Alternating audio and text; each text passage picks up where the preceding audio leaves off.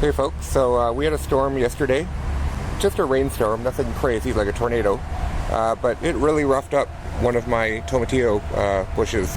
Blew away a lot of the leaves and knocked a lot of them down.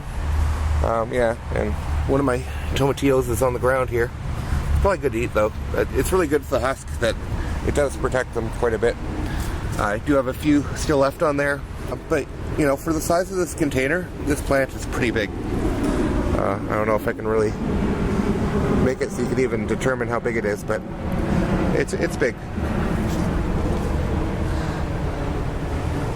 But yeah, it got really roughed up from the storm. I don't know if it's going to produce much more, but then, you know, I look closely and it's still got lots going on here. Every single branch here has, you know, more flowers. There's a young tomatillo coming in. So I don't know, I'll see what happens. You know, when it's all bushy, you can't really tell, but when I look closely, I still probably see another 25 coming in, so we'll see what happens with that. And then right beside this, in the same family of plant, it's a physalis, also known as a Cape gooseberry or ground cherry. I've already picked maybe 10 of these. You know, not a crazy amount for one plant, but I'm growing in a pretty small pot. That's like I think a 2-gallon they call it. So yeah, I've picked a few of these. It's better to pick them after they've dropped, they say, because they're mildly poisonous otherwise. Oh, there's one.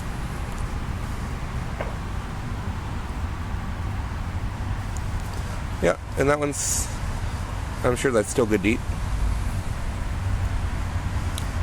Yeah, it tastes great. Tastes like pineapple, sort of. So let's go around the front of my house and I'll show you guys the difference in how they grow when you plant them in the ground. So I'm at the front of my house now.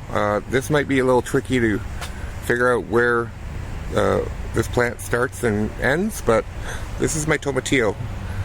You can tell where the tomatillo is, where the yellow little flowers are. It's still flowering, but it's huge. I wouldn't even know how to measure. I would say it's about 6 feet by 6 feet, or 2 meters by 2 meters. Probably more than that. The thing I noticed with this one, it hasn't flowered nearly or fruited like the other one. I've seen just a couple pieces of fruit in there, but hundreds and hundreds of flowers. So I'm hoping that I get some late harvest out of this. Definitely a much bigger plant than the one in that pot, but yeah, it's pretty impressive. I just hope it, you know, I can get some fruiting out of this. I did see some fruit on it before, but I just can't find them. So hopefully they'll pollinate, and yeah, I'll get something out of it. Or hopefully they're pollinated already. So yeah, you can see a big difference. You know, definitely hundreds and hundreds of flowers. Now this crazy thing, I'm probably going to have to prune it or move it aside. This is my Cape gooseberry that I have planted outside in the dirt. Actually, it's just about to sneak into my mailbox, so I think I'm going to have to do some pruning. This one just grew and grew and grew, huge. Didn't flower until a few weeks ago. I've got no fruit off this one yet, but it's just massive. I do have flowers now, but yeah, it was really late to flower. But oh, I do have fruit now. Okay, that's neat. The stalks on this are huge. The stalk under there, that's just crazy. That's like is thicker than a cigar. So yeah, it's a late bloomer, but it's big.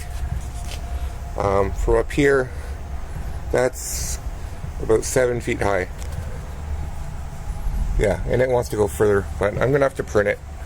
But pretty neat plant. Oh, I got some more parts fruiting. But yeah, I'm gonna try and plant it more out of the way next year. It's definitely gone crazy, but it's definitely a fun plant to grow. So I'll definitely I'll be adding this one to my list of Think some growing next year for sure. Been a lot of fun growing this, and people ask me what that crazy plant is. A lot of people think it's a weed. Alright, so I'll get going. Thanks for watching.